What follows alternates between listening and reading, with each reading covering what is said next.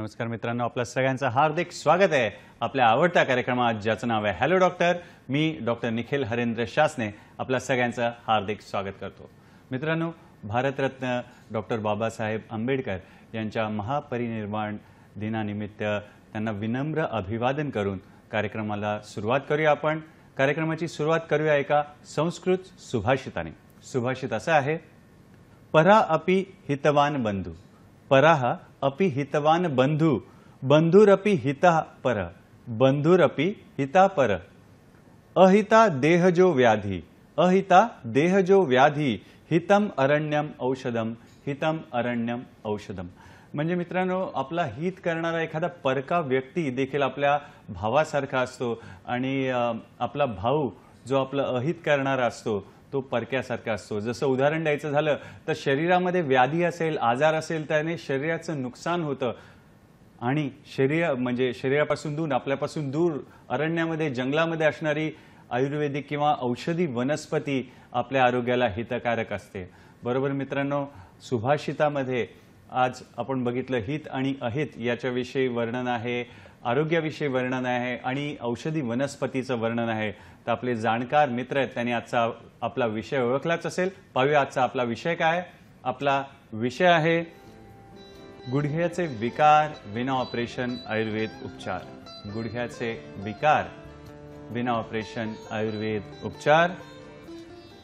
आणि या विषयावर मार्गदर्शन करायला तज्ञ आणि अनुभवी असे आयुर्वेदाचार्य वैद्य सचिन भागवत गोडसे आपल्यासोबत आहेत। नमस्कार सर, आपलं स्वागत आहे कार्यक्रमात। नमस्कार मित्रांनो, सरांचा परिचय तुमच्याशी करून देतो। वैद्य सचिन भागवत गोडसे, आपण तज्ञ आयुर्वेदाचार्य आहात। आपण आयुर्वेद शास्त्रात MD ही पदवी मिळवली आहे। आपण गेले 16 वर्ष कुर्डुवाडी येथे संपूर्ण आयुर्वेद प्रॅक्टिस करीत असून आपण श्री विश्वार्पण आयुर्वेद चिकित्सालयाचे संचालक म्हणून कार्यरत आहात, आपली सेवा देत आहात। गोडसे सरांनी हजारो रुग्णांची गुडघेदुखी सारख्या जे अत्यंत त्रासदायक आणि वेदनादायक अशा जे विकार आहेत त्याची यशस्वी चिकित्सा करून हजारो ऑपरेशन्स टाळलेली आहेत। याशिवाय दररोज नवनवीन औषध पद्धतीत संशोधन करून त्याचा रुग्णांना फायदा करून देण्याचं सरांचं काम सुरूच असतं। गुडघेदुखीच्या विकारांसोबत सर्व व्याधींचे, मणक्याचे विकार म्हणा, संधिवात, आमवात, तसेच किडनीचे विकार, स्त्री पुरुष वंध्यत्व, स्थौल्य, थायरॉइड, पोटाचे सर्व विकार यासारख्या आजारांच्या उपचारात देखील सरांनी विशेष प्रावीण्य मिळवलेलं आहे। वैद्य गोडसे कुर्डुवाडी सोबत मुंबई, दादर, ठाणे, पुणे, दौंड या ठिकाणी आपली वैद्यकीय सेवा देत असतात आणि या सेवेचा जरूर आपण लाभ घ्यायचा आहे। तर शुभस्य शीघ्रम कार्यक्रमाचा श्री गणेश करूया। नमस्कार सर, पुन्हा एकदा स्वागत करतो। आणि आजचा आपला विषय आहे गुडघ्याच्या विकारांविषयी। तर गुडघ्याची रचना काय आहे, त्याची कार्य कसं करतं त्याविषयी थोडं आम्हाला सांगा। बरोबर आहे। गुडघा म्हणलं की सर्वात आपल्या शरीरातला महत्त्वाचा सांधा आहे तो। कारण सांधा म्हणलं की दोन गोष्टी एकत्र येणं म्हणजे सांधा। दोन हाडं असतील, दोन शिरा असतील, दोन स्नायू असतील, दोन मज्जा असतील, हे ज्यावेळी एकत्र येतं त्यावेळी त्याला आपण सांधा असं म्हणतो। तर ह्याचं सगळ्यात महत्त्वाचं कार्य काय, कारण हा बिघडल्यानंतर आपल्याला जे लक्षणं दिसतात ते तर आपण पाहणारच आहोत। सर्वात महत्त्वाचं कार्य म्हणजे आपण जे उठणं असेल, चालणं असेल, बोलणं, बसणं असेल, त्यानंतर एखादे रनिंग करणं असेल, जंप मारणं असेल, हे सर्व कार्य, किंवा माणूस जो दोन पायावरती उभा राहून तो बॅलन्स करू शकतो किंवा ज्याला इक्विलिब्रियम म्हणतात, हे जे कार्य होत असतं ह्या सांध्यावरती होत असतं। आपल्या शरीराचा जो सर्व लोड किंवा जो भार आहे तो त्या सांध्यावरती आपण देत असतो। ह्या सांध्यामध्ये काय असतं प्रामुख्याने, जर आपण ह्याची ॲनॉटॉमी आधुनिक पद्धतीने जर पाहायला गेलो तर 4 महत्त्वाची बोन्स असतात। वरती फिमर, खाली टिबिया, फिबुला आणि पटेला, ज्याला आपण गुडघ्याची वाटी म्हणतो। त्यामध्ये आणखी महत्त्वाचं जे स्ट्रक्चर आहे ते म्हणजे काय असतं, त्यामध्ये असणाऱ्या खुर्च्या की ज्याला गाद्या म्हणलं जातं, 2 मिनिस्कस असतात। एक आतल्या बाजूला मिडिल मिनिस्कस म्हणलं जातं आणि बाहेरच्या बाजूला लॅटरल मिनिस्कस म्हणलं जातं। आणि सगळ्यात महत्त्वाचं जे आजकाल आपण पाहतो की नस तुटली, नस फाटली असं जे म्हणलं जातं, त्या म्हणजे असतात त्यातले लिगामेंट। ह्यात 5 महत्त्वाची लिगामेंट असतात। 2 असतात, एक एंटेरियर क्रुसेट लिगामेंट, एक पोस्टेरियर क्रुसेट लिगामेंट, आणि 2 साईडला असतात, एक मिडिल कोलॅटरल, एक लॅटरल कोलॅटरल, आणि 5वं जे असतं ते म्हणजे पटेलर। हे महत्त्वाचे ठोकताळे जे आपण सांगतो, हे झाले त्याची ॲनॉटॉमी झाली।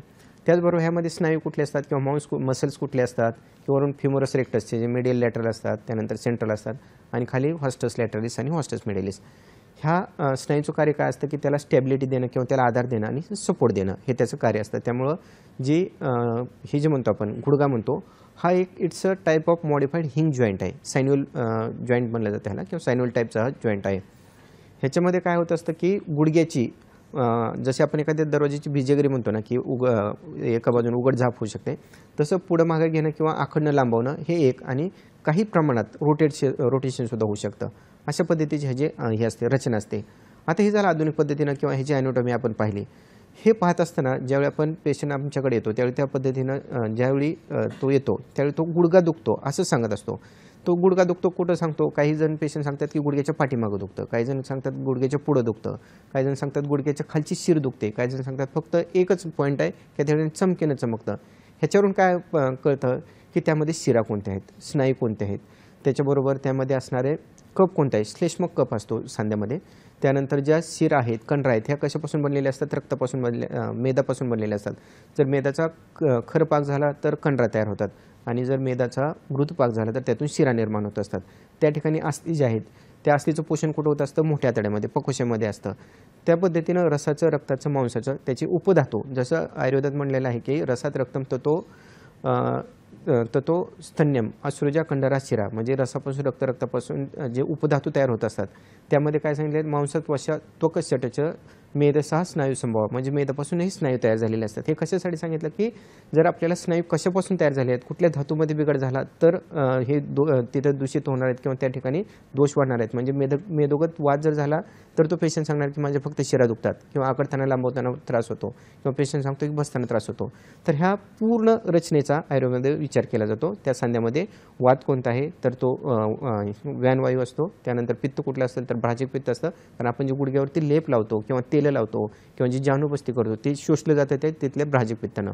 आणि जो कप असतो तो श्लेषक कप असतो, तो जर कमी झाला तर गुडघ्यात कटकट आवाज यायला लागतो किंवा उठताना बसताना त्रास व्हायला लागतो पेशंटला, किंवा चमकणं, ठणकणं, वाजणं, आवाज येणं, ह्या सर्व गोष्टी तिथल्या कपाचं कमी किंवा वृक्षता त्या ठिकाणी वाढलेली असते आणि कप जी स्निग्धता आहे ती कमी झालेली असते. अशा पद्धतीनं आयुर्वेदिक पद्धतीने त्यातले शिरा, स्नायू, कंडरा, त्यानंतर वात, पित्त, कप अशी संरचना ही आयुर्वेदानुसार त्या गुडघ्याची महत्त्वाची ठरत असते.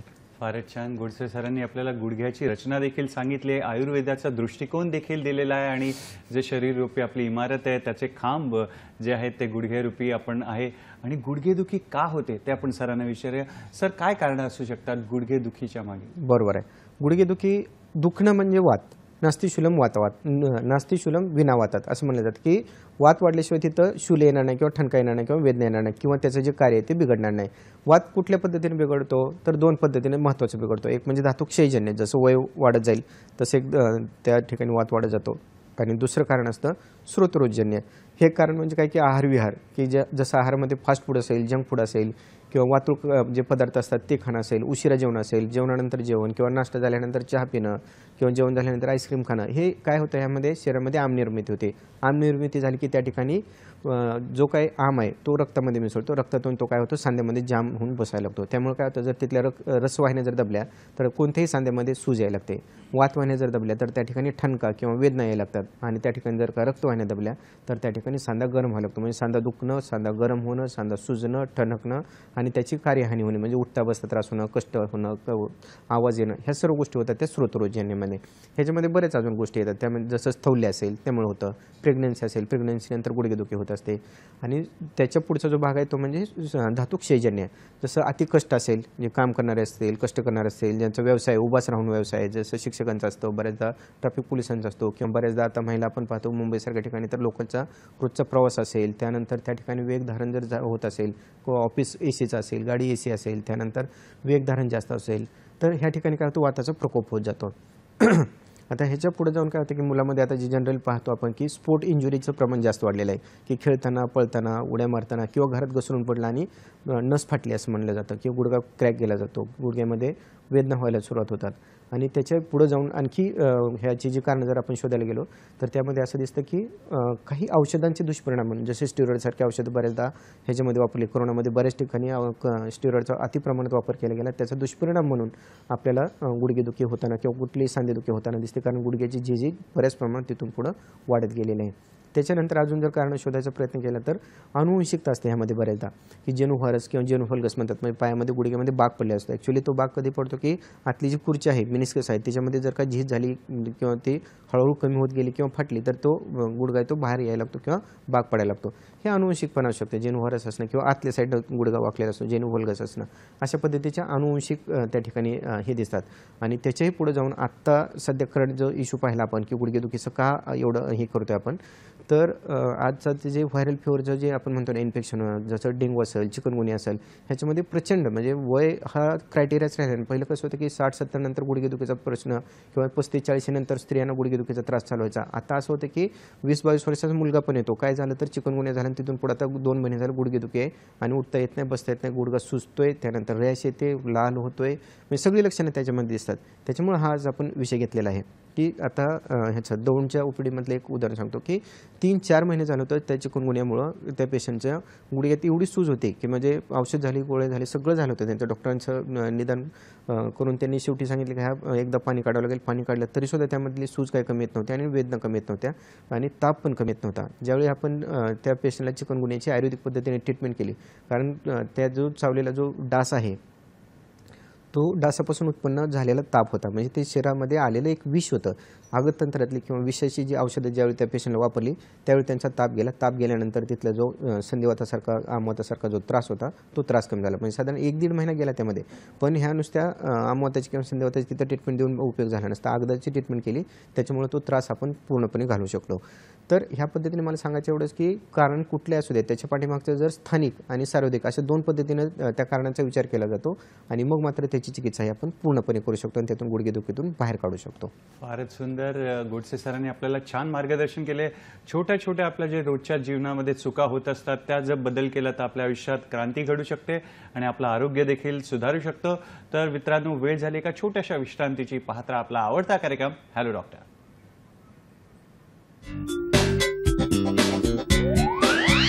विविध आजारांवर यशस्वी आयुर्वेदिक उपचारांसाठी प्रसिद्ध श्री विश्वार्पण आयुर्वेद चिकित्सालय, पंचकर्म, योग व संशोधन केंद्र.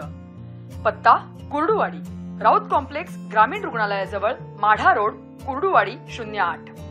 शाखा कुर्डुवाडी, दादर, ठाणे, पुणे, दौंड. दूरध्वनी क्रमांक 9689 786 948 किंवा 97666 920055. विविध आजारांवर यशस्वी आयुर्वेदिक उपचारांसाठी प्रसिद्ध श्री विश्वार्पण आयुर्वेद चिकित्सालय, पंचकर्म, योग व संशोधन केंद्र. पत्ता कुर्डुवाडी, राऊत कॉम्प्लेक्स, ग्रामीण रुग्णालयाजवळ, माढा रोड, कुर्डुवाडी 08. शाखा कुर्डुवाडी, दादर, ठाणे, पुणे, दौंड. दूरध्वनी क्रमांक 9689 786 948 किंवा 97666 920055. विविध आजारांवर यशस्वी आयुर्वेदिक उपचारांसाठी प्रसिद्ध श्री विश्वार्पण आयुर्वेद चिकित्सालय, पंचकर्म, योग व संशोधन केंद्र. पत्ता कुर्डुवाडी, राऊत कॉम्प्लेक्स, ग्रामीण रुग्णालयाजवळ, माढा रोड, कुर्डुवाडी 08. शाखा कुर्डुवाडी, दादर, ठाणे, पुणे, दौंड. दूरध्वनी क्रमांक 9689 786 948 किंवा 97666 920055.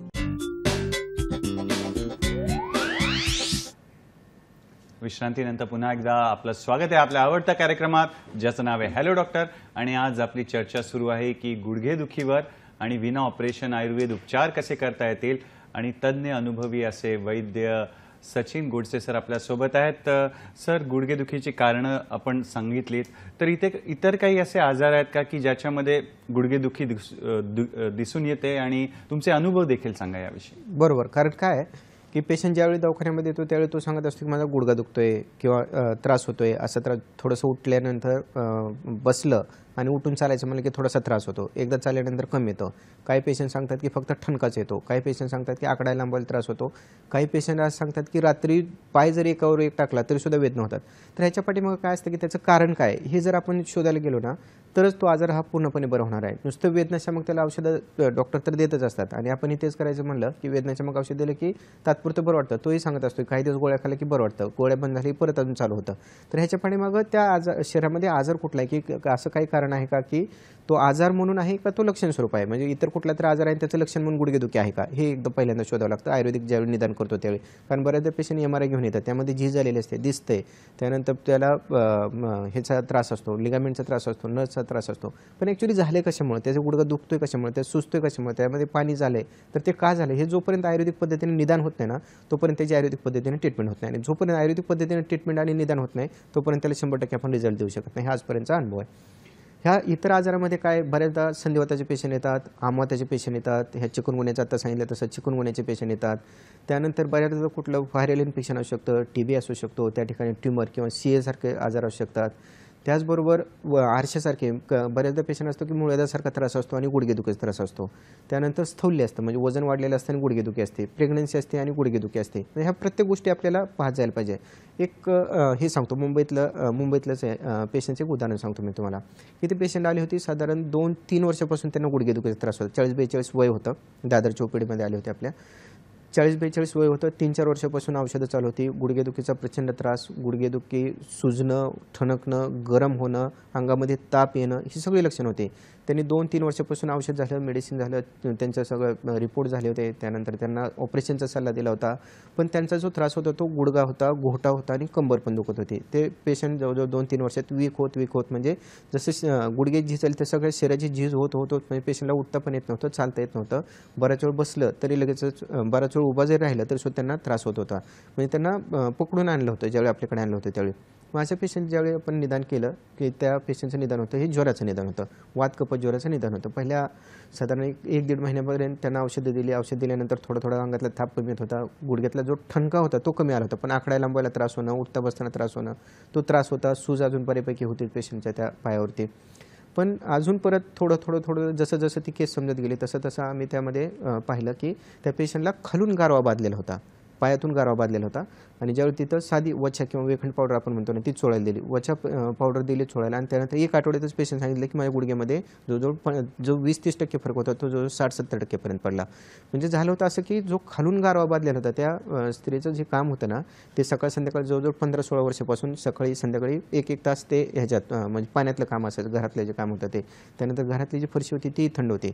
म्हणजे गुडघेदुखीला त्या गारवा कुठून बांधला होता तर खालून बांधला होता. जोर कुठून गेला होता त्या शिरागत आणि कंडागत जोर जो गेला होता तो खालून गेला होता.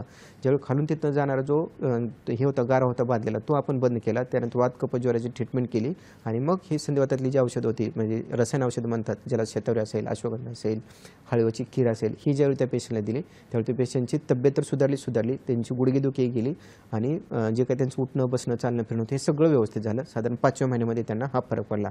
म्हणजे त्या शरीरामध्ये कुठला आजार आहे आणि कशामुळे झाले, हेतू काय आहे हे जर नाही कळालं तर फक्त गुडघेदुखीची ट्रीटमेंट करून त्यामध्ये फरक पडत नाही. फरक पडत होतात किती 30-40% पर्यंत, पण 50%च्या पुढे कोणच गेलं नव्हतं. ज्यावेळी आपलं निदान आयुर्वेदिक झालं त्यावेळी ट्रीटमेंट आयुर्वेदिक झाली आणि मग मात्र हा पेशंट त्यातून आपण पूर्णपणे करू शकलो. फारच छान गोडसे सरांनी उदाहरण देऊन सांगितलं की निरीक्षण, अवलोकन, विश्लेषण किती गरजेचं आहे. आयुर्वेदिक जेव्हा आपण उपचार घेत असतो तेव्हा तुमच्या मनात देखील काही प्रश्न असतील तर विनासंकोच तुम्ही आम्हाला फोन करायचा आहे आणि तुमच्या फोनची आम्ही वाट बघतोय. गोडसे सर आम्हाला सांगा की गुडघेदुखीची अजून काय लक्षणं असू शकतात? बरोबर. सुरुवातीला काय होतं की पेशंटला एका गुडघ्यामध्ये दुखायला लागतं, त्यानंतर वेदना होतात, काही दिवस बरं वाटतं, ताण पडला की दुखायला लागतं, परत पुढं हळूहळू काय होतं दोन्ही गुडघ्याची समजा झीज होत गेलेली असेल तर काय होतं त्यामध्ये उठता बसताना त्रास व्हायला लागतो. जी रोजची दैनंदिन कार्य असतात त्यामध्ये त्रास व्हायला लागतो. मग मात्र एखादी गोळी घेतली जाते आणि त्यानंतर कमी येतं. परत त्याच्याही पुढे जाऊन काय होऊ शकतं की एखादं इंजेक्शन घ्यावं लागतं तरी कमी येत नाही. मग मात्र काय होतं की रोज आता 2 दिवसातून 3 दिवसातून किंवा रोज एखादी गोळी खावी लागते आणि मगच कमी यायला लागतं. त्यानंतर पेशंटचं जे बसला तरीसुद्धा त्याला ठणका यायला लागतो. मग मात्र ह्याच्याही पुढे जाऊन जर त्या पेशंटने दुर्लक्ष केलं किंवा आजार तसंच त्या शरीरातला वाढत राहिला तर मग मात्र एका पायावरती लंगडावं लागतं आणि एका गुडघ्याचा जो हे आहे ताण आहे तो दुसऱ्या गुडघ्यावर लागतो आणि मग मात्र दोन्ही गुडघ्यांनी लंगडायला लागतं. अशा वेळी मग मात्र पेशंटला काय होतं की औषधं जास्त खावे लागतात, त्यानंतर डोस वाढत जातो, इंजेक्शन घ्यावे लागतात. मग मात्र डॉक्टर ते पुढे जाऊन सांगतात की आता MRI करावं लागेल आणि MRIमध्ये दिसतं की खुर्च्या झिजलेली आहे, गादी फाटलेली आहे, त्या हाडाची झीज झालेली आहे, पाणी आतमध्ये वंगण जे म्हणतो सायनल फ्लूइड कमी झालेला आहे. मग त्यांना दिला जातो ऑपरेशनचा सल्ला आणि अशा कंडिशनमध्ये पेशंट आपल्याकडे येतात. आणि ह्या कंडिशनमध्ये येऊन सुद्धा म्हणजे एवढं झाल्यानंतर सुद्धा आपल्याकडे ज्यावेळी पेशंट येतो त्यातून सुद्धा आपण त्या पेशंटला आपली जी औषधं असतात, दीपन करणं, पाचन करणं, शोधन करणं, शमन करणं, त्यानंतर बस्ती करणं, अशा पद्धतीने एक स्टेप बाय स्टेप त्या पेशंटला आपण त्या कंडिशनमधून सुद्धा आपण बाहेर काढू शकतो. पण जर पेशंट लवकरच आला, सुरुवातीलाच आला किंवा झीज जास्त व्हायच्या अगोदर आला तरीसुद्धा आपण त्याला पेशंटला त्यातून लवकरात लवकर बाहेर काढत असतो. कारण त्याला जो खर्च असेल, त्याचा जो वेळ असेल, त्याचे जे पथ्य असतात हे सर्व कमी कालामध्ये होतं. कारण ह्याच्याकडे आयुर्वेदिक वैद्याकडे येताना डॉक्टरांच्या त्या पेशंटच्या मनामध्ये अगोदरच भीती असते की पथ्य खूप पाळावे लागतात, औषधं खूप खावी लागतात, त्यानंतर बराच वेळ लागतो, उशिरा गुण येतो. तर तसं काही नाही, हे सर्व गैरसमज आहेत. कारण ज्यावेळी पेशंट येतो त्यावेळी एका अहोरात्रीत म्हणजे साधारण 1 ते 2 दिवसामध्ये पेशंटला फरक पडायला सुरुवात होत असते. त्याचं कारण असं की पेशंट आलाय आणि त्याची झीज भरून काढली असं होत नाही. तर त्याच्यामध्ये टप्पे असतात. पहिल्यांदा ज्यावेळी पेशंट येतो कुठलाही वात विकार आहे म्हणल्यानंतर वाताचं अगोदर शमन करणं म्हणजे वात कमी करणं, त्याच्यानंतर झीज भरून काढणं, त्याच्यामध्ये मग पंचकर्म असेल, त्यानंतर इतर जी कर्म असतात ती कर्म केली जातात आणि त्याच्यानंतर अपुनर्भव चिकित्सा म्हणतात, ज्याला रसायन चिकित्सा म्हणलं जातं, की जी औषधं झीज भरून आलेली आहे किंवा जो आपल्याला आलेला जो रिझल्ट आहे तो तसंच टिकून राहावा ह्यासाठी रसायन औषधं केली जातात. आणि त्या रसायन औषधांना काय होतं की अपुनर्भव म्हणजे परत जो त्रास होणार आहे तो कमी होत असतो. अशा पद्धतीनं ही ट्रीटमेंट केली जाते. त्यामुळे पहिल्या 15 दिवसामध्ये ज्यावेळी पेशंट येतो त्यावेळी त्याची वेदना कमी येतात का, वात कमी येतो का, त्याचं शरीर आपल्याला साथ देते का, त्या शरीरामध्ये झीज भरून येणार का, हे पहिल्या 15 दिवसात कळत असतं. आणि पहिल्या साधारण 8 ते 15 दिवसामध्ये कशाही वेदना असतील तर ते आपल्याला कमी करता येत असतात, वात कमी करून. फारच छान. डॉक्टर साहेब, यावरणार आपल्याला फोन आलाय, अंबरनाथहून फोन आलेला आहे. सचिन वाघमारे यांचा फोन आहे, पाहूया त्यांचा प्रश्न काय. नमस्कार सचिनजी, आपलं स्वागत आहे कार्यक्रमात. आपला प्रश्न विचारा. नमस्कार साहेब. नमस्कार. सचिन वाघमारे बोलतो अंबरनाथवरून. हो. 2-3 वर्ष झाले माझे गुडघे खूप दुखतात साहेब आणि थंडीमध्ये तर खूप गुडघे दुखायला खूप त्रास होतो. तर याच्यावरती काय वय आपलं? वय 40 आहे सर. 40 आणि व्यवसाय काम आपलं? व्यवसायाचं बसूनच काम आहे सर. बैठे काम आहे. बैठी काम आहे. ठीक. धन्यवाद आपल्या प्रश्नासाठी. काय सांगणार डॉक्टर साहेब? छान प्रश्न विचारला. हे बऱ्याचदा असतं की वय साधारण 30-40च्या पुढे गेले की एकतर वयानुसार असते, दुसरं बैठे काम असेल तर, आणि तिसरं स्थौल्य म्हणजे वजन असेल तर, चौथं बऱ्याचदा बैठे काम असेल तर काय होतं की वेगाचं धारण म्हणजे मल प्रवृत्तीचा मूत्र प्रवृत्तीचा वेग जर आलेला असेल तर जात नाही, म्हणजे कामामुळे असेल, त्या सोयीमुळे असेल तर ह्याच्यामुळे काय होतं की शरीरामध्ये धातू काय म्हणू स्त्रोतरोजन्य हा वात आहे तो वाढायला सुरुवात होतो. शरीरामध्ये आम साठायला लागतो, शरीरामध्ये थोडा आम साठत जातो आणि तो सांध्यामध्ये येतो. सांध्यामध्ये काय होतं, सुरुवातीला आकडण जकडण होते आणि त्यानंतर ठणकायला लागतो, त्यानंतर वेदना वाढायला लागतात आणि त्यानंतर त्यांची रोजची उठणं बसणं चालणं ते हे कमी होत जातं. त्या सांध्याची किंवा त्या खुर्च्याची ती झीज होत असते. तर ह्यांनी आता सुरुवातीला काय करायला पाहिजे की सर्वात महत्त्वाचं एकदा पोट व्यवस्थित साफ होते का त्यासाठी दीपन पाचन म्हणतात त्याला, म्हणजे पाचन औषध आणि त्याच्यानंतर पोट साफ होण्यासाठी सध्या प्लेन त्रिफळा चूर्ण जर घेतलं त्यामध्ये 2 चमचे गंधर्व तेल टाकून, किंवा सकाळी उठल्या सकाळी सुंठीचा काढा करायचा आणि त्यामध्ये 2 चमचे गंधर्व तेल म्हणजे एरंड तेल हे जर घेतलं तर त्यांच्या शरीरातला आम कमी व्हायला लागतो आणि सांधे हालायला लागतात. त्यानंतर त्याच्या पुढे जाऊन त्यांनी थोडासा सकाळ किंवा संध्याकाळी अंगाला तेल लावणं, प्लेन तेल लावायचं आणि चालण्याचा फिरण्याचा व्यायाम चालू करावा. ह्या 2 पद्धतीनेच त्यांच्या शरीरातला आम कमी होऊ शकतो आणि त्यांचं जे उठणं बसणं चालणं ते कमी होऊ शकतं. याच्या पुढे जाऊन मग मात्र जर कमी होत नसेल 15 दिवसामध्ये तर मात्र या ठिकाणी बस्तीची आवश्यकता असते, कारण झीज किती झाली त्याच्यावरती डिपेंड आहे. तर ह्याच्यामध्ये तिक्त क्षीराच्या ज्या बस्त्या असतात त्या उपयोगी पडतात की जेणेकरून त्यांचा हा तिन्ही पद्धतीने त्यांचा त्रास हा पूर्णपणे बरा होऊ शकतो. त्यांचं वय आहे ते 40-45 असल्यामुळं. आणि ह्याच्या पुढे जाऊन जे आहे ते ऑपरेशन वगैरे करणं, ऑपरेशन टाळणं, तर त्या ह्याच्या पुढच्या गोष्टी आहेत, तिथपर्यंत जाणारच नाही. हे 2-3 उपाय जर केले तर त्यातून मला वाटतं ते नक्की बरे होतील. खरंच छान. डॉक्टर साहेब, नाशिकहून आपल्याला फोन आहे, विजय कुमार यांचा फोन आहे. नमस्कार विजय दादा, आपलं स्वागत आहे कार्यक्रमात. आपला प्रश्न विचारा. नमस्कार सर. माझा प्रश्न असा आहे की जे लिगामेंट ब्रेक होणं किंवा लिगामेंटला दुखापत होणं आणि त्याच्यामध्ये काय किती प्रमाणामध्ये ट्रीटमेंट शक्य होऊ शकते की ऑपरेशन करावं लागतं, याच्याबद्दल माहिती सांगा. धन्यवाद. आपण छान प्रश्न विचारलाय. काय सांगणार? हां, आपण हे बोलणारच होतो, कारण बऱ्याच पेशंटच्या मनामध्ये असते किंवा वय कमी आहे, स्पोर्ट इंजुरी झाली, लिगामेंट टिअर झाले आणि त्यानंतर होतं. लिगामेंटची इंजुरी होते म्हणजे काय होतं की 3 पद्धतीने इंजुरी होत असते. माइल्ड टिअर, पार्शियल टिअर आणि कंप्लीट टिअर 3 पद्धतीने होत असते. ते लिगामेंट म्हणजे काय की आता मोस्टली म्हणजे सगळ्यात जास्त 80% असतात ते ACL आणि PCL म्हणजे अँटेरियर क्रुशिएट लिगामेंटची एक इंजुरी असते आणि पोस्टेरियरची लिगामेंट असते. बऱ्याचदा ह्याच्यासोबत जर कॉम्प्लेक्स टिअर असेल तर मिनिस्कस पण टिअर झालेलं असतं. मोस्टली मिडियल मिनिस्कस टिअर होतं.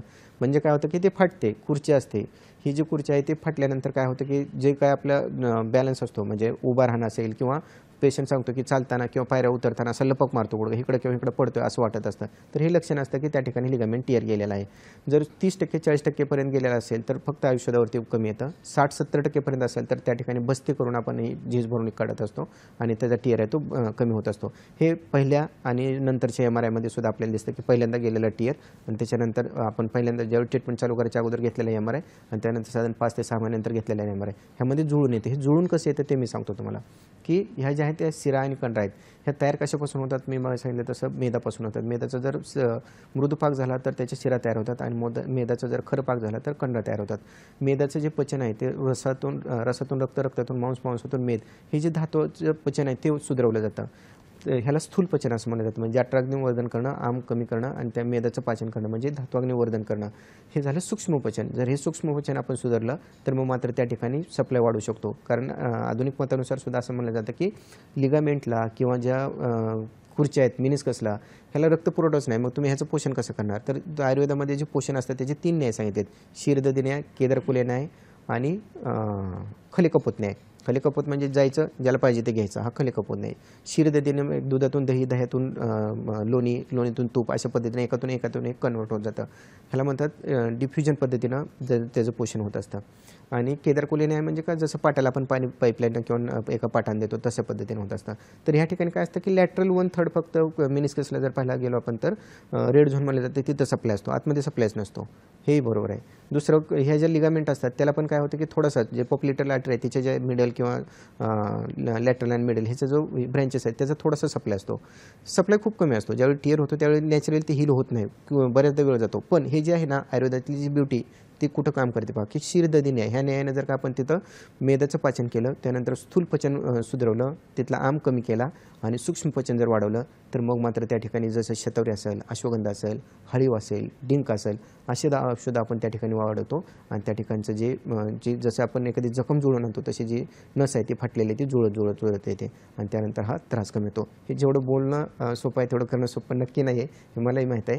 पण साधारण पहिल्यांदा जर का मी सांगितलं तसं की पहिल्यांदा 15 दिवसामध्ये 1 महिन्यामध्ये त्या शरीरातला वात किती कमी होतो हे पाहिलं जातं.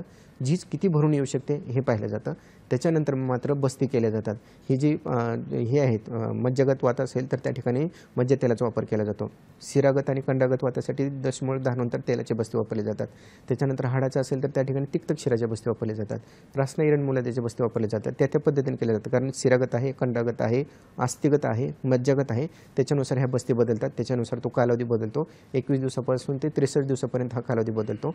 पण अशा पद्धतीने जर आपण गेलो आणि त्यानंतर रसायन चिकित्सा केली तर मग मात्र त्याची जी खुर्च्या झिजलेली असेल, खुर्च्या फाटलेल्या असेल किंवा नस ज्याला लिगामेंट म्हणतात, लिगामेंट फाटलेलं असेल तर ते सुद्धा आपण हे बरं करू शकतो. ह्याला वयाचा काळाचा काही मर्यादा नाही. कारण हे 20 वर्षाच्या मुलाला पण होऊ शकतं किंवा ह्याच्या साधारण 70-72 वयाच्या व्यक्तीला पण होऊ शकतं. ह्याच्यामध्ये वयाचा किंवा कालाचा काही संबंध नाही.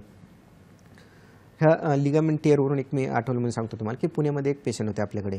पुण्यामध्ये पहिल्यांदा ते आई आली होती आपल्याकडे. ते आई तर त्यांचा जो मुलगा होता तो नॅशनल लेवलचा हे प्लेअर आहे तो. तर त्याची हे झाली होती लिगामेंट टिअर झाला होता. त्यानंतर स्पोर्ट इंजुरी झाली होती, त्याची लिगामेंट टिअर गेला होता. त्याचं ऑपरेशन झालं. ऑपरेशननंतर 6-7 महिने त्याने फिजिओथेरपी घेतली, औषधं चालू होती, तरीसुद्धा त्याला जे त्याची प्रॅक्टिस मॅच होती त्यालाही करता येत नव्हतं आणि पुढचे जे मॅचेस आहेत ते खेळता येत नव्हते. 1 वर्षापासून त्याचं चालू होतं. मग त्याच्या आईला पण 3-4 वर्षापासून त्रास होता. मग त्यांनी MRI करून पाहिलं किंवा गुडघे दुखतात. मग MRI मध्ये त्यांना परत दिसलं की ह्याला मेनिस्कस टिअर आहे आणि लिगामेंट पण टिअर आहे. मग मात्र त्यांनी ठरवलं की आपल्याला तर ऑपरेशन करायचं नाही. मग ज्यावेळी आपल्या एका पेशंटकडून त्यांना कळालं की मग त्यानंतर ते आले आपल्याकडे. आल्यानंतर सेम ह्या पद्धतीनं त्या पेशंटच्या औषधं चालू केली, दीपन केलं, पाचन केलं आणि त्यांची हाईट पण खूप होती. दीपन पाचन करून त्यानंतर शोधन चालू केलं. त्यामध्ये तिक्तक शिराच्या बस्ती केल्या. 2 ते 2.5 महिन्यामध्ये जवळजवळ 60 ते 70% पेशंटचा त्रास कमी आला. मग त्यांना जाणवलं की आयुर्वेदिक पद्धतीनं जर एवढं चांगलं होत असेल तर मग आपल्या मुलाचं का नाही. मग ते आपल्याकडे त्या मुलाला पण घेऊन आल्या आणि त्यानंतर त्यांनी सांगितलं की असं ऑपरेशन झालेलं आहे, लिगामेंट टिअर गेला होता, आता ऑपरेट तर झालेला आहे. पण त्याला फोल्ड करताना, आखडताना, लांबवताना जो फिजिओथेरपी गेली 2-3 दिवस बरं वाटतं, पण परत अजून ते आखडते आणि लांबते. म्हणजे काय झालं होतं की वाताचा जो तिथला वृक्षगुण होता तो खूप पद्धतीनं वाढलेला होता. कारण ते वाताचं लक्षणच आहे तर वृक्ष लघु शीत खरं सूक्ष्म चलवणीला वृक्ष गुणानं त्या ठिकाणी वाढलं, त्यामुळे कडकपणा जो म्हणतात ना की शिरा दांडणे असं बोलीभाषेमध्ये म्हणलं जातं, तर त्या शिरा कडक झाल्या होत्या, त्याला किती हलवलं व्यायाम केला तर तेवढंच बरं वाटायचं.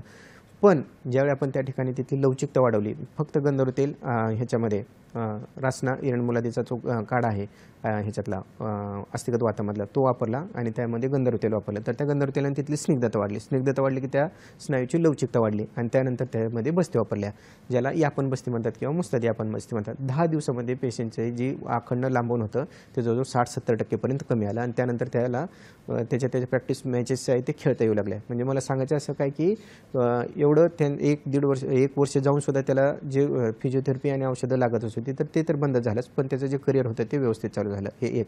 आणि हा जो पेशंट होता तो साधारण 3.5 महिन्यामध्ये व्यवस्थित त्यांच्या पायावरती उठून चालू लागला आणि त्यांचं ऑपरेशन हे पूर्णपणे टळलेलं होतं.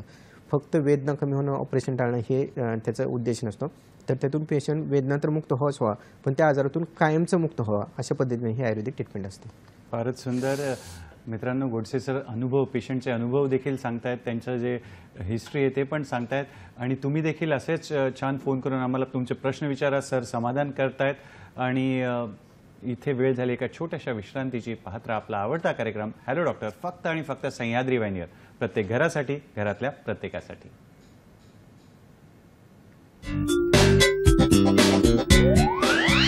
विविध आजारांवर यशस्वी आयुर्वेदिक उपचारांसाठी प्रसिद्ध श्री विश्वार्पण आयुर्वेद चिकित्सालय पंचकर्म योग व संशोधन केंद्र. पत्ता कुर्डुवाडी, राऊत कॉम्प्लेक्स, ग्रामीण रुग्णालयाजवळ, माढा रोड, कुर्डुवाडी 08. शाखा कुर्डुवाडी, दादर, ठाणे, पुणे, दौंड. दूरध्वनी क्रमांक 9689 786 948 किंवा 97666 92 विविध आजारांवर यशस्वी आयुर्वेदिक उपचारांसाठी प्रसिद्ध श्री विश्वार्पण आयुर्वेद चिकित्सालय पंचकर्म योग व संशोधन केंद्र. पत्ता कुर्डुवाडी, राऊत कॉम्प्लेक्स, ग्रामीण रुग्णालयाजवळ, माढा रोड, कुर्डुवाडी 08. शाखा कुर्डुवाडी, दादर, ठाणे, पुणे, दौंड.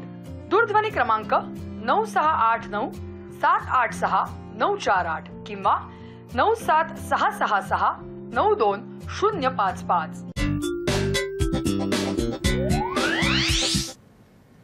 विश्रांतीनंतर पुन्हा एकदा आपलं स्वागत आहे आणि आजच्या हॅलो डॉक्टर या कार्यक्रमात आपली चर्चा सुरू आहे गुडघ्यांच्या विकारांवर विना ऑपरेशन आयुर्वेद उपचार घेऊन त्याचं समाधान कसं करता येईल याविषयी तज्ज्ञ आणि अनुभवी आयुर्वेदाचार्य वैद्य सचिन भागवत गोडसे आपल्यासोबत आहेत. त्यांनी आयुर्वेदामध्ये MD देखील केलेलं आहे.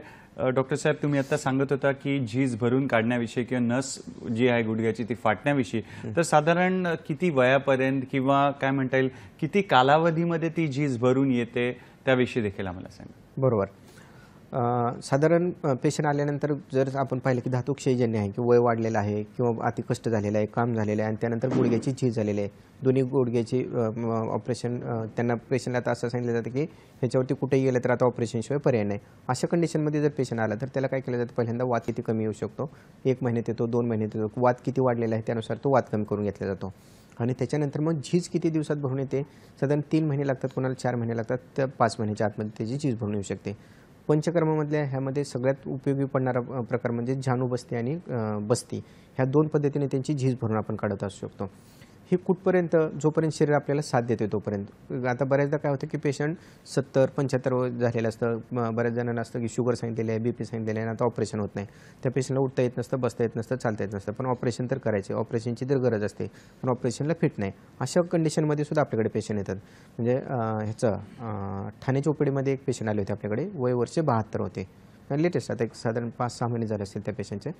तर त्यांना असंच होतं त्यांना की एन्जिओप्लास्टी झालेली होती त्यांची आणि त्यानंतर त्यांना सांगितलं होतं की आता गुडघ्याचा त्रास आहे, तर हे तुम्हाला आयुष्यभर गोळ्या तरी खावे लागतील किंवा ह्याला निकॅप लावून तुम्हाला आराम तर करावा लागेल आणि ऑपरेशन तर काय होत नाही. झीज तर दोन्हीची होते.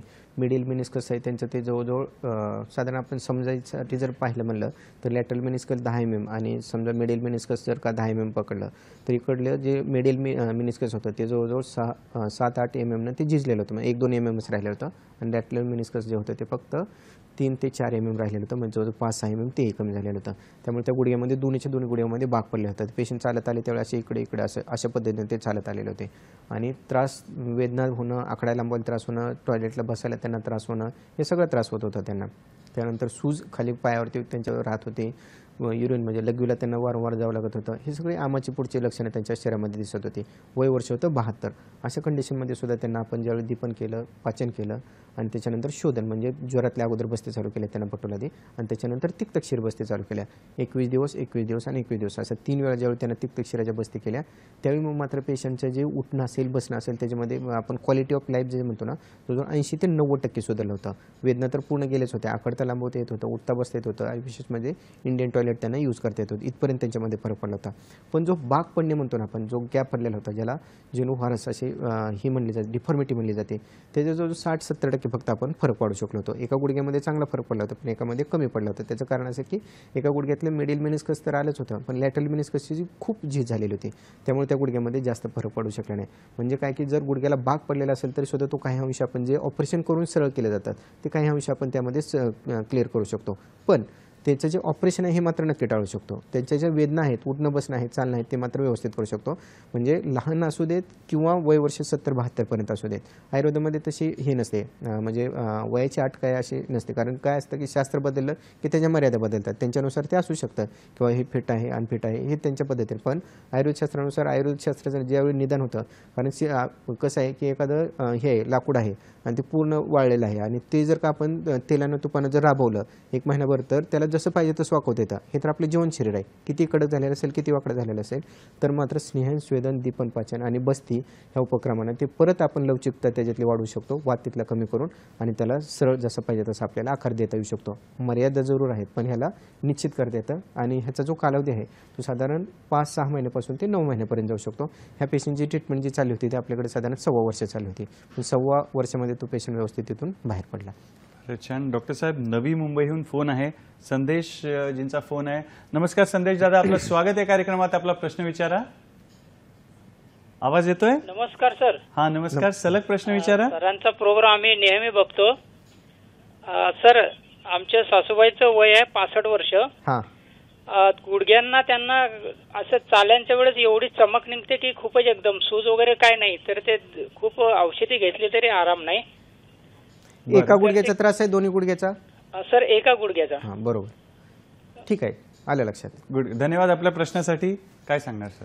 त्यांनी जे सांगितलेला आजार आहे त्याच्यावरून जे आपल्याला समजलं ते म्हणजे त्यांना लिगामेंट इंजुरी आहे. एकाच गुडघ्यामध्ये त्रास होतो. म्हणजे काय होतं की बऱ्याचदा जे एंटेरियर क्रुशियल लिगामेंट आहे ते ज्या ठिकाणी फाटतं त्या ठिकाणी जर ताण पडला तर चमक येते, ताण पडला तर चमक येते. बऱ्याचदा पेशंटला काय होतं की थोडंसं चाललं की त्या ठिकाणी चमकीनं चमकतो आणि त्यानंतर सिरकटकीनं आवाज येतो आणि त्यानंतर पुढे चालायला लागतो की व्यवस्थित व्हायला लागतो तो पेशंट आणि पहिल्यांदा 2, 4, 5, 6, 10 पावलापर्यंत त्याला त्रास होतो आणि त्यानंतर व्यवस्थित चालायला लागतो. अशा पद्धतीचा त्रास असतो तो म्हणजे लिगामेंट इंजुरीचा त्रास आहे. तर ह्यांना त्या ठिकाणी स्नेहन करणं म्हणजे साधं गुलम तेल किंवा जे मार्केटमध्ये ह्याचं तेल मिळतं, कोट्टम चुक्यादी म्हणून तेल मिळतं, ते तेल त्यांनी लावायला पाहिजे आणि त्याच्यावरून ज्या घड्या असतात त्या लेप आहे आपल्याकडे जो तयार केलेला तो त्यामध्ये साधीच औषधं आहेत. पुन्हा नाव आहे, वच्चा आहे, दारू हळद आहे आणि थोडेसे प्रमाणात तोक म्हणजे दालचिनी आहे. तर ह्याचा जर लेप लावला आणि थोडंसं शेकलं तर हा त्रास त्यांचा कमी यायला सुरुवात होत असते.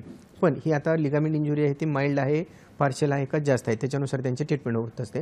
जर समजा जास्त प्रमाणात गेलेला असेल किंवा जास्त दिवसापासून तो त्रास, कारण काय होतं की एकदा नस फाटते आणि परत थोडा त्रास वाढत जातो. त्यामुळे हे किती आहे त्याच्यानुसार ह्यांना मग पुढे जाऊन बस्ती करावी लागू शकतात. त्यामुळे त्यांनी एकदा तरी येऊन आपल्याकडे भेटा किंवा त्यांच्या जवळच्या आयुर्वेदिक डॉक्टरकडे तिथं त्यांनी जाऊन जर का दाखवलं तर मग मात्र ह्या बस्ती करून ह्यांचा त्रास आहे ह्या वयामध्ये सुद्धा नक्की घालवता येतो आणि त्यांचं ऑपरेशन आहे हे टाळता येत असतं. फारच छान. मित्रांनो, तुम्ही असेच फोन करून तुमचे प्रश्न विचारा जेणेकरून जास्तीत जास्त आयुर्वेदाविषयी माहिती आपल्याला मिळेल, कसे उपचार केले जातात आणि आयुर्वेदाचा दृष्टिकोन देखील आपल्याला समजता येईल.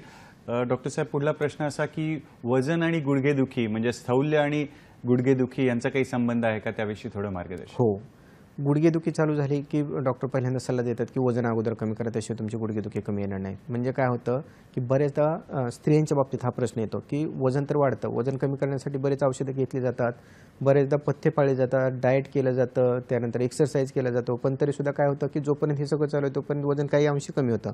हे बंद झाले की पहिल्या 2ऱ्या महिन्यातच काय होतं, जेवढं वजन कमी होतं त्याचे दुप्पट वाढायला चालू होतं. हे काय होत असतं की त्या शरीरामध्ये वात किंवा ज्याला शरीरामध्ये बोलीभाषेमध्ये म्हणतात की त्या शरीरामध्ये उद्धवद्रा सुटलेला आहे आहे किंवा वात सुटलेला आहे, तो जोपर्यंत वात कमी केला जात नाही शरीरामध्ये, तर वात जर कमी नाही केला तर काय होत असतं की जे खाल्लेलं जे अन्न आहे साधं जरी असेल तर त्याचं रूपांतर रक्तात व्हायला पाहिजे, ते होत असतं चरबीमध्ये. त्यामुळे साध्या अन्नातून सुद्धा ते सांगतात बऱ्याच पेशंट मी एकदम साधं खाते तर सुद्धा वजन वाढतं, कारण त्या खाल्लेल्या अन्नाचं रूपांतर रक्तात व्हायच्याऐवजी चरबीत व्हायला लागतं आणि वजन वाढायला लागतं.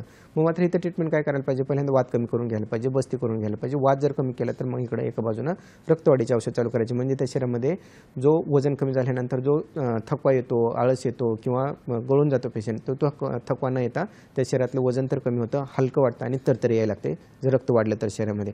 त्यासाठी बस्ती हा उपक्रम आहे. म्हणून वजन कमी केल्याशिवाय त्या गुडघेदुखीवर, कारण हा गुडघा जो आहे तो आपला लोड बेरिंग म्हणतात त्याला, वरनं जेवढं वजन टाकेल तेवढं तो झिजणारच आहे, तेवढं त्याच्यावरती ताण वाढणारच आहे. कसं आहे, एकदा व्यक्ती बसला आणि तो उठायचा म्हणलं तर जेवढं वजन आहे त्याच्या 5 पट त्याच्यावरती त्या गुडघ्यावरती लोड येत असतो. म्हणजे साधारण 80 किलो जर वजन असेल तर 8×45 म्हणजे 400 किलो त्याच्यावरती भार पडत असतो, म्हणजे बसून फक्त उठलं तर, किंवा शिड्या चढताना, पायऱ्या चढताना. त्यामुळे पेशंट बऱ्याचदा सांगतात की सरळ चाललं तर काय होत नाही, पण बसून उठायचं म्हणलं की त्रास होतो, हातच टेकावं लागतात आणि हात टेकून गुडघे पण दुखतात आणि खांदे पण दुखतात. पायऱ्या चढायचं म्हणलं की एका पायरीवरती 2 पाऊल टाकावं लागतात. त्याचं कारण की त्या गुडघ्यावरती 5 पट लोड येत असतो. त्याच्यामुळं हे वजन स्थौल्य हे जोपर्यंत आपण कमी करत नाही तोपर्यंत हे गुडघेदुखी कमी होत नाही, कारण हा लोड बेरिंग वेट जॉईंट असल्यामुळे आपला. तसंच थायरॉइडमध्ये, हायपोथायरॉइडमध्ये पण होत असतं. तसंच अनुवंशिक असणं, खाणंपिणं असणं, आहार असणं, विहार असणं, त्यानंतर फास्ट फूड असणं, जंक फूड असणं, म्हणजे खाऊन पिऊन जर का वाढलेलं असेल तर ते जोपर्यंत शरीरातला आम कमी होत नाही तोपर्यंत तिथला स्रोतरोध कमी होत नाही, स्रोतरोध कमी होत नाही तोपर्यंत तिथला वात आडलेला कमी होत नाही, तोपर्यंत तिथला ठणका कमी होत नाही. त्यामुळे त्याचं दीपन करणं, पाचन करणं, आम कमी करणं, तिथला स्रोतरोध कमी करणं, मग मात्र गुडघेदुखी आपण त्यांची कायमची कमी करू शकतो. पण हा एवढा विचार त्या स्थौल्याचा त्याच्या पाठीमागे करावा लागतो. फारच छान. मित्रांनो, तज्ज्ञ आयुर्वेदाचार्य वैद्य सचिन भागवत गोडसे आपल्याला मार्गदर्शन करतायत.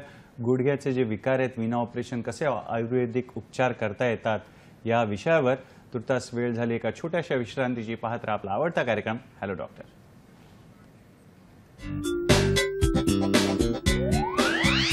विविध आजारांवर यशस्वी आयुर्वेदिक उपचारांसाठी प्रसिद्ध श्री विश्वार्पण आयुर्वेद चिकित्सालय पंचकर्म योग व संशोधन केंद्र. पत्ता कुर्डुवाडी, राऊत कॉम्प्लेक्स, ग्रामीण रुग्णालयाजवळ, माढा रोड, कुर्डुवाडी 08. शाखा कुर्डुवाडी, दादर, ठाणे, पुणे, दौंड. दूरध्वनी क्रमांक 9689 786 948 किंवा 97666 92 विविध आजारांवर यशस्वी आयुर्वेदिक उपचारांसाठी प्रसिद्ध श्री विश्वार्पण आयुर्वेद चिकित्सालय पंचकर्म योग व संशोधन केंद्र. पत्ता कुर्डुवाडी, राऊत कॉम्प्लेक्स, ग्रामीण रुग्णालयाजवळ, माढा रोड, कुर्डुवाडी 08. शाखा कुर्डुवाडी, दादर, ठाणे, पुणे, दौंड. दूरध्वनी क्रमांक 9689 786 948 किंवा 97666 92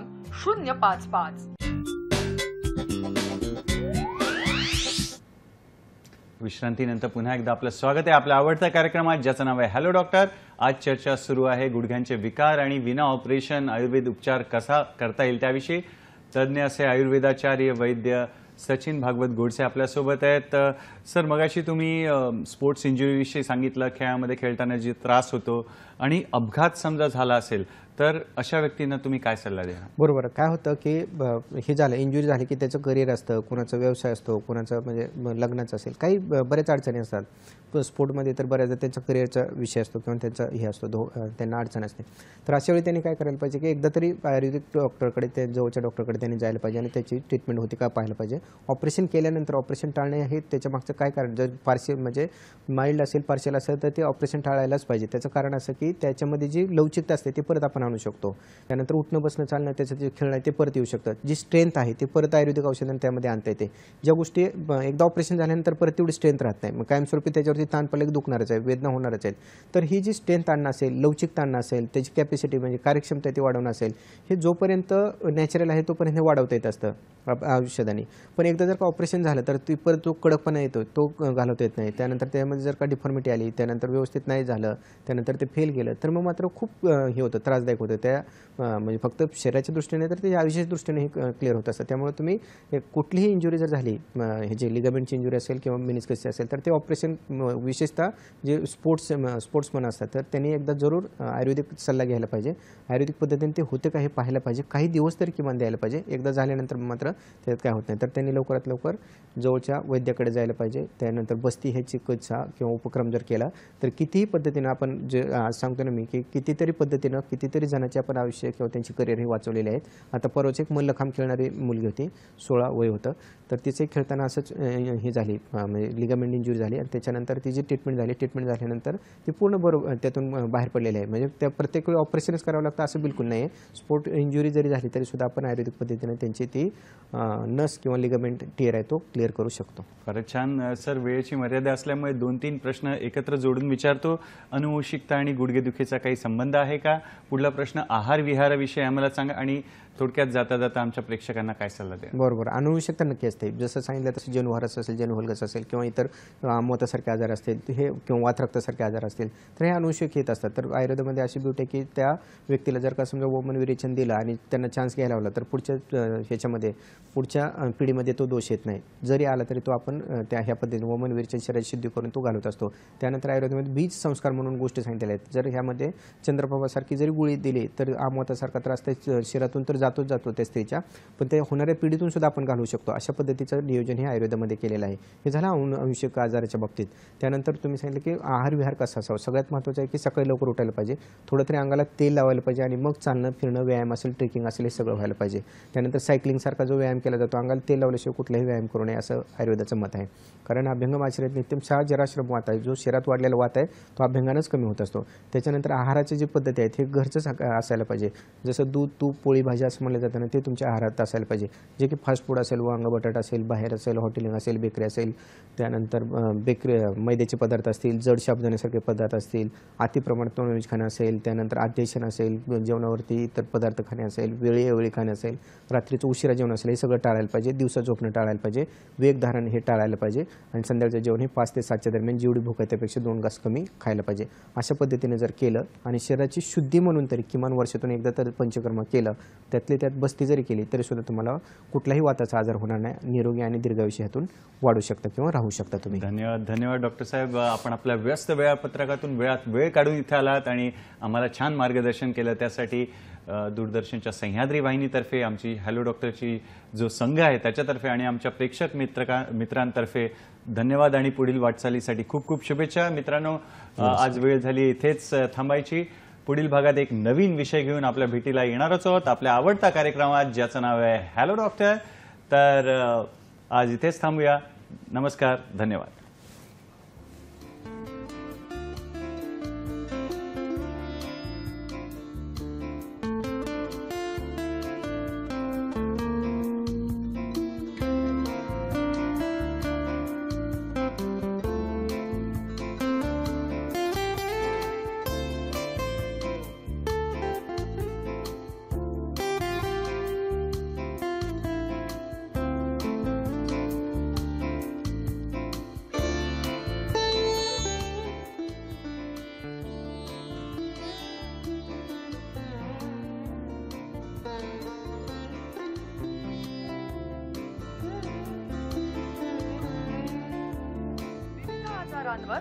यशस्वी आयुर्वेदिक उपचारांसाठी प्रसिद्ध श्री विश्वार्पण आयुर्वेद चिकित्सालय, पंचकर्म, योग व संशोधन केंद्र.